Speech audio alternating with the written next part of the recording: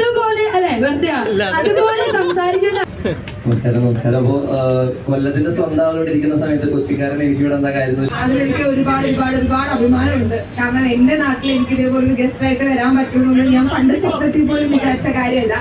പിന്നെ ഞാൻ ബിഗ് ബോസിൽ വരുന്നതിന് മുമ്പ് ഒരു കുഞ്ഞു ബ്യൂട്ടി ബ്ലോഗർ ആയിരുന്നു. ഞാൻ വലിയ തരത്തിലൊന്നും അല്ലെങ്കിൽ ഒരു ചെറിയ ബ്യൂട്ടി ബ്ലോഗർ ആയിരുന്നു. So Alpha Hill and skin and hair ക്ലിനിക്കിലാണ് എനിക്ക് ഇനാഗ്രേഷനിൽ ഗസ്റ്റ് ആയിട്ട് വരാൻ പറ്റിയെന്നുള്ളത് വലിയ അഭിമാനമാണ്.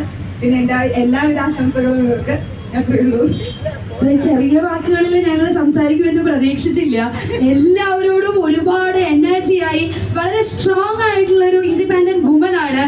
അതുപോലെ അല്ലെ വെറുതെ അതുപോലെ സംസാരിക്കുന്നതാണ് ഞങ്ങൾ വിചാരിച്ചത്. പക്ഷെ ഭയങ്കര ഷോർട്ട് ആൻഡ് സിമ്പിൾ ആയി പോയി. പക്ഷെ കുഴപ്പമില്ല, ഇത് ഞങ്ങളൊന്ന് മേക്കപ്പ് ചെയ്ത് എടുക്കുന്നുണ്ട്. പക്ഷെ അതിനു മുന്നേ ഞങ്ങളുടെ ഗബ്രി ഞങ്ങളുടെ ഈ ഒരു സീസണിലെ സുന്ദരക്കുട്ടനാണ്.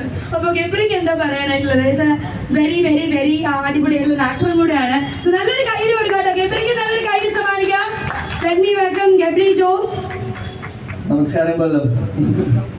നമസ്കാരം. അപ്പോ കൊല്ലത്തിന്റെ സ്വന്തം ആളോട് ഇരിക്കുന്ന സമയത്ത് കൊച്ചിക്കാരൻ എനിക്ക് ഇവിടെ എന്താ കാര്യം വെച്ചിട്ടുണ്ടെങ്കിൽ അറിയില്ല. പക്ഷെ ജാസ്മിന്റെ സ്വന്തം നാട്ടില് നിങ്ങളുടെ എല്ലാവരുടെ മുമ്പിൽ ഇങ്ങനെ ഒരു ഫംഗ്ഷനിൽ വന്ന് പങ്കെടുക്കാൻ പറ്റിയതിൽ ഒരുപാട് സന്തോഷമുണ്ട്.